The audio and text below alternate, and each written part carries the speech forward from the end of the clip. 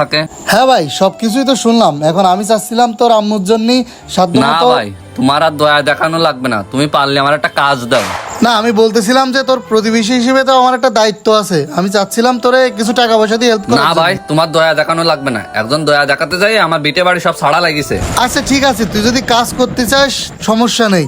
আমাদের তো ক্ষেত আছে, আমাদের ওই ক্ষেতগুলো একটু পরিষ্কার করা লাগবে। তাহলে কালকে সময় মতো চলে আসিস। আচ্ছা ঠিক আছে ভাই, কালকে তাহলে আমি কাজে আসবো। আচ্ছা ঠিক আছে। এই তো আজকে এই বইতে কাজ করবে, এই জায়গায় কোপাইয়ে টাকাগুলো সারাই রাখি। তাহলে বক্কার যেই কোপ দেবে সেই টাকাগুলো পেয়ে যাবে। আর বক্কারে আমি কব তুই যখন পাইছিস তুই টাকাটা নিয়ে যা। এই ডাকি ডাকি, আশেপাশে আবার কেউ দেখতেছে না তো? আল্লাহ, যাক যাক যাক, বোঝা আসছে না, চলে যাই। এখনো মনে কর সরাসরি কারোর থেকে সাহায্য নেবে না, আমিও এটা বুঝতে পারলাম, তাই আমি এই টেকনিক অবলম্বন করলাম।